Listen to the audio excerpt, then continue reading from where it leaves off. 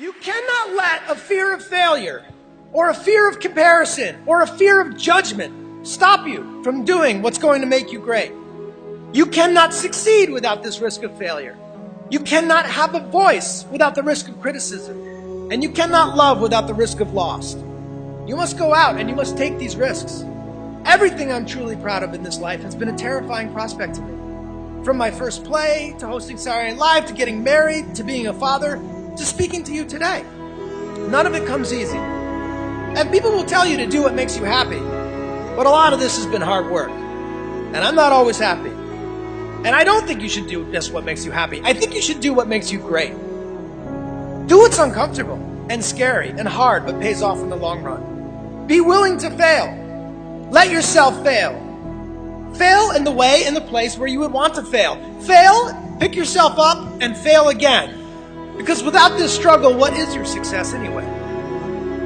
Look, as best we know it, we have one life. In it, you have to trust your own voice, your own ideas, your honesty, your vulnerability, and through this you will find your way.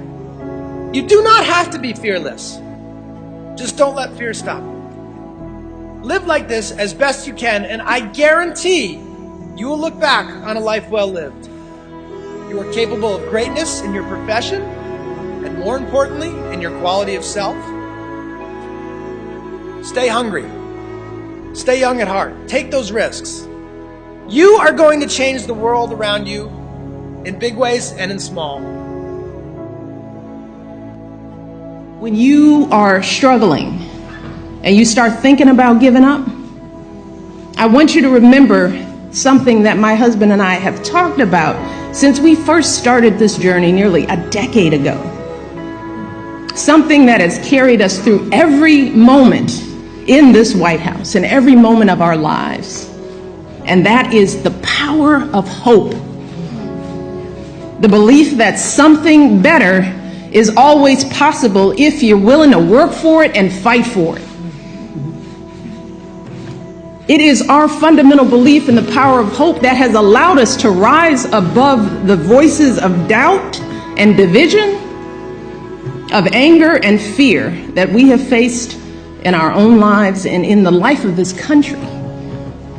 Our hope that if we work hard enough and believe in ourselves, then we can be whatever we dream, regardless of the limitations that others may place on us.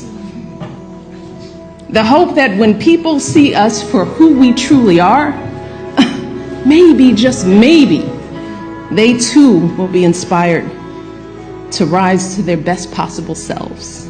Shoot, it's the hope of my folks like my dad. Got up every day, do his job at the city water plant. The hope that one day his kids would go to college and have opportunities he never dreamed of. That's the kind of hope that every single one of us, politicians, parents, preachers, all of us, need to be providing for our young people. Because that is what moves this country forward every single day.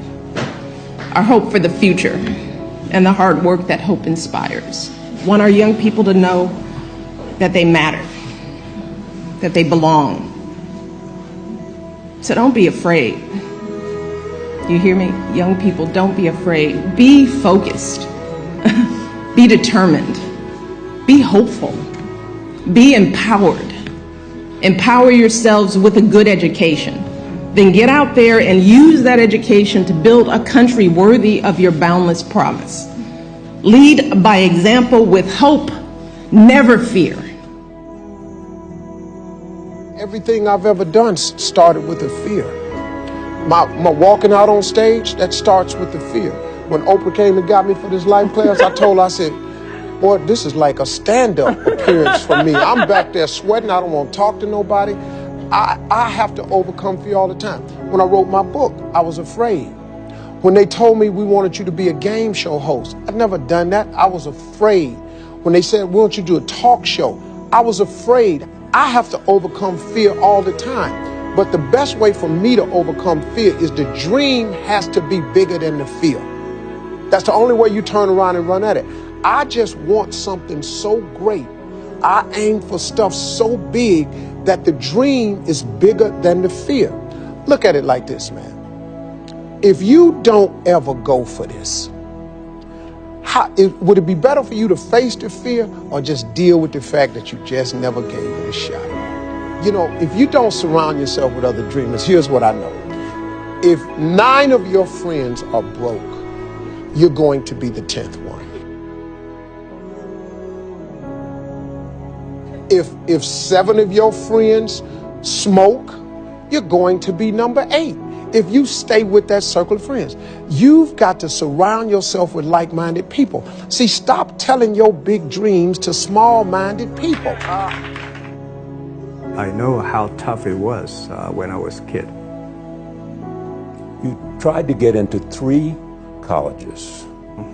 Each time they rejected you. No, I tried. There's an examination that young people, if you want to go to university, you have to take the examinations. So I failed 3 times. Right. But a lot of fail. I failed for funny things that I failed a key primary school test for 2 times, and I failed 3 times for the middle schools, and you will never believe in Hangzhou, my city, there's only 1 middle school that lasts only 1 year. It was changed from primary school to middle school because our graduates of our school, no middle school accept us because we were too bad. What effect did it have, though, being rejected? Well, I think we have to get used to it. We're not that good. Even today, we still have a lot of people reject us. When I graduate from universities, and before for 3 years I tried to fill in the universities. So I applied jobs for 30 times, got rejected. I went for a police, they said, no, you're not good. When KFC come to my city, 24 people went for the job. 23 people were accepted. I was the only one guy. And we went for police. 5 people, 4 of them accepted. I was the only guy that I received it. I applied for Harvard for 10 times, rejected. There's something I want to tell you about the stress and how we have to look at stress, okay? And I think it's an important thing because many people have told me from my lectures it's the one thing they remember, okay? I was sitting in a dentist's office and looked at an article that said, how do lobsters grow? Well, I don't care how lobsters grow, but I was interested in it. And it points out that a lobster is a soft, mushy animal that lives inside of a rigid shell. That rigid shell does not expand. Well, how can the lobster grow? Well, as the lobster grows, that shell becomes very confining. The lobster feels itself under pressure and uncomfortable.